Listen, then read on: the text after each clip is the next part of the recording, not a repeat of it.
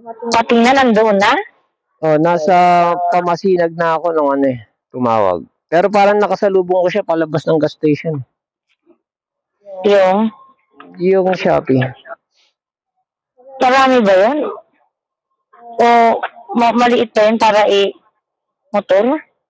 Malalaman natin. Pag kulang, basta dito sa harap, sa likod ko, sa box, ganyan.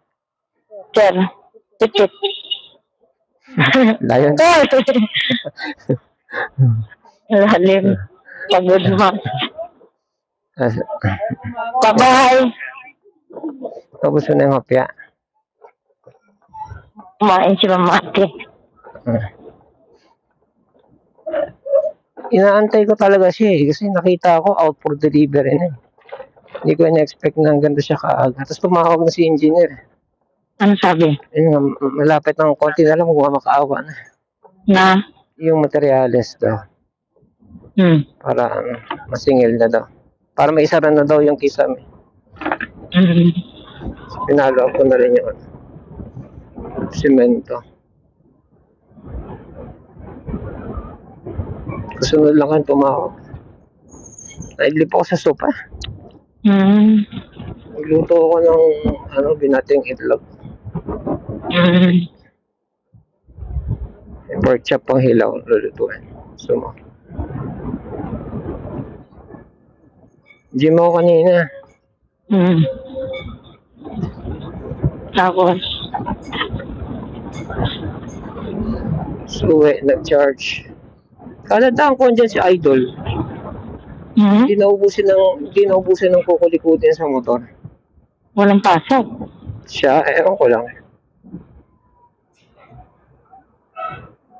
Marami nang dumadaan. Saan kaya ito galing? May kumaliwa na. Baka ayos na. Hindi. Wala pa rin. Siguro lang. Madali tayo. Gusto kong pumunta ng Marikina. Kaya na, huwag na.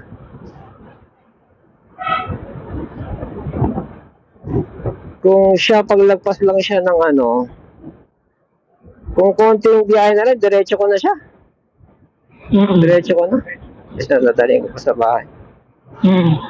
Ewan ko lang kasi 1, 2, 3, 4. Ang daming wireman Paano kung yung in-order mo ay may kulang? Patay ito diretso. Ayan.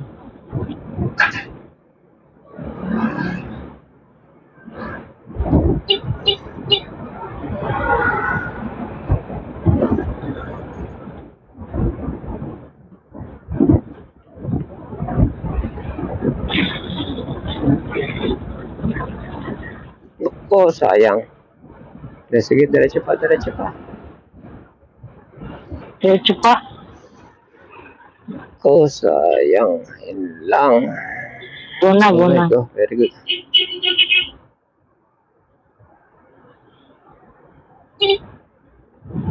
Ito siya.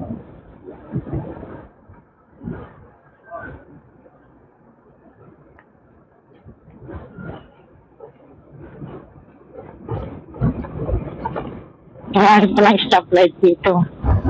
Ito pasada na to. Itong lubak na to. Sira. Sa creek siya ginagawa yung creek. Tulay.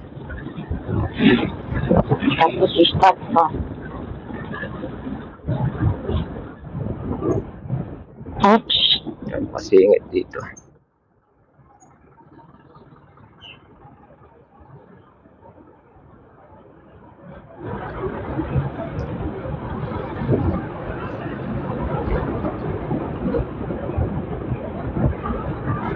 Puro motor no?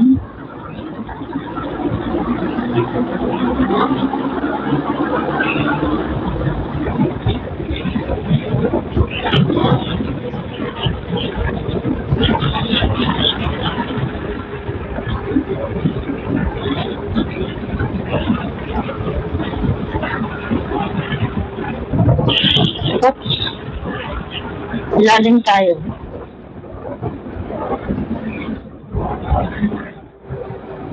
Mga messages na yun. Ano ngayon, 14?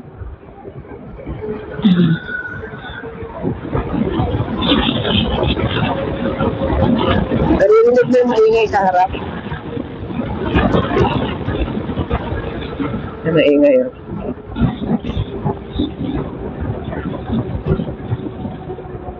Bagay maganda na rin yan dahil pang construction naman yung ganyang gulong. Ganyan din daw yung gulong ni Idol eh. Di ba yung motor niya, motocross tawag doon eh. Maipin talaga mga gulong nun. Motocross pa naman.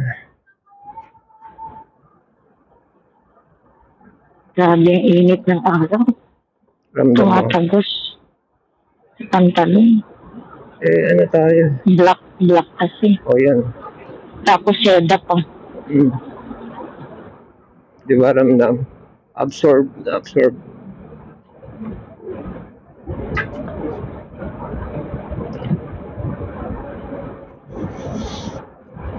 Feeling ko masasaksak pa ako pagdating ko.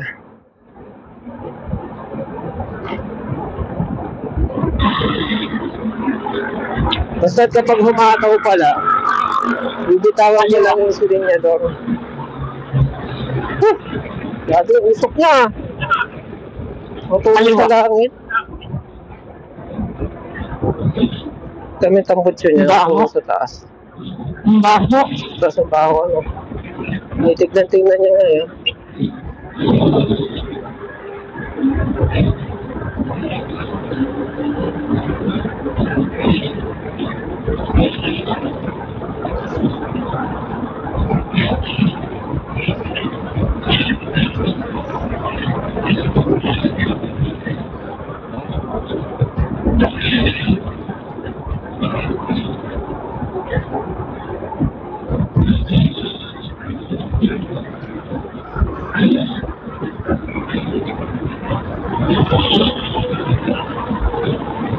Yung sinabi mo, utang yun?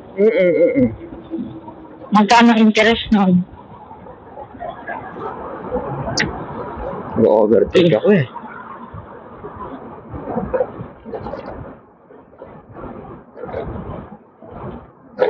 Inga ka lang natin kwentahin. Kaya nga naano ko yung laptop eh. Pero wala, kumakatagal pa. Dahil kumpletuhin pa naman lahat yung bago natin mabiling. Gusto ko lang makita yung wala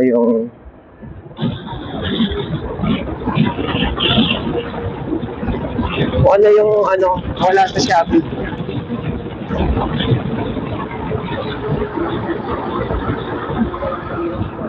Haba ng skid na ito. Ay, skid ba yun?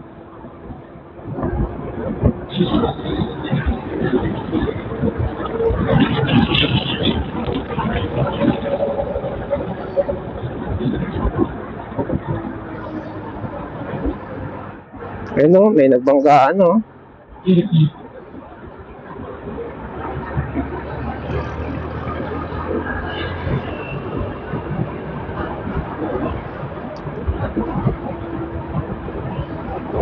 Dadaling ko siya sa mahabang parang. Hindi naman doon kila, hindi ka pa pala nakasama. Hindi naman doon kila Engineer Larry. Malapit-lapit ng konti.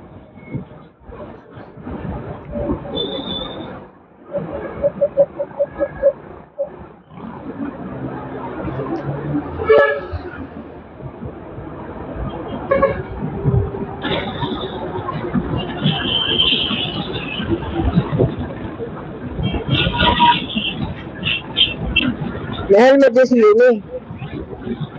Oo. Kita ko eh.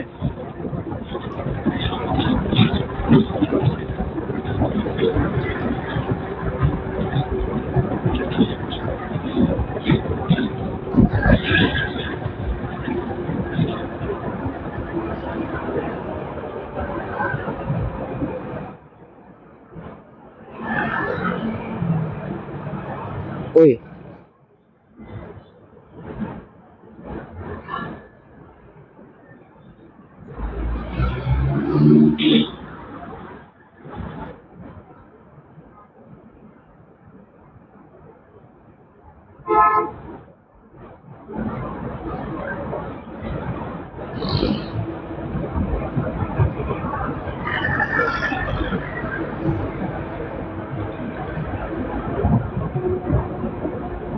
Alaula na naman ako.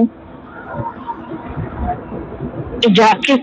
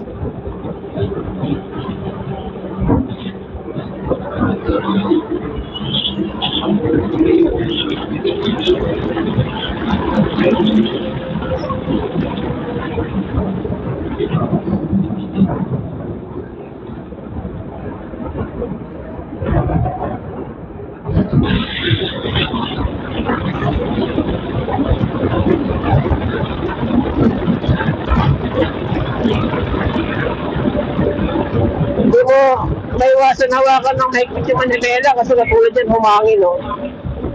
Magaan ang hawak mo, baka bitawan mo manibela eh. Sabi kasi magaan lang daw dapat ang hawak.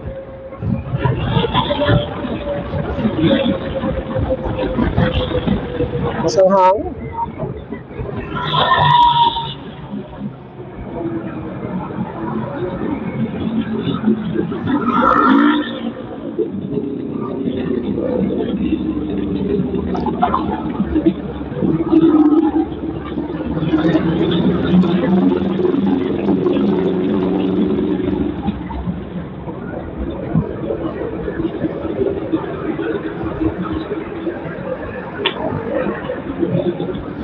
Hindi ko tuloy magawa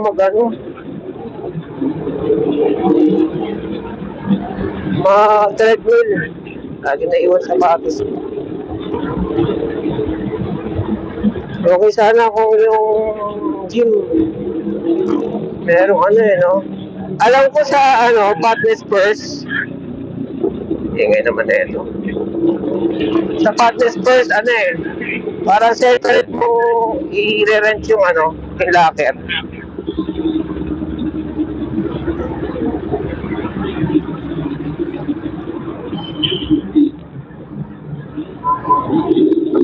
Para yun, iwan ka ng gamit, ganyan.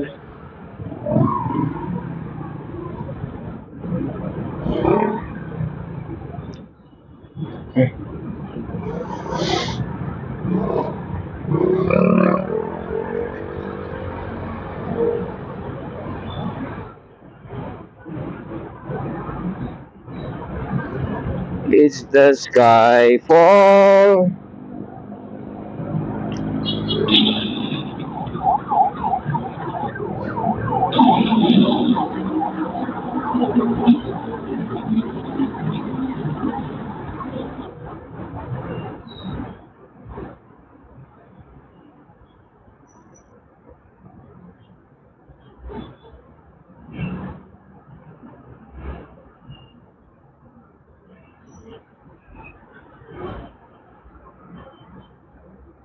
Pag ako natukod sa kanan, laglag tayo. Lalim eh. Smooth na smooth yun ah. Yan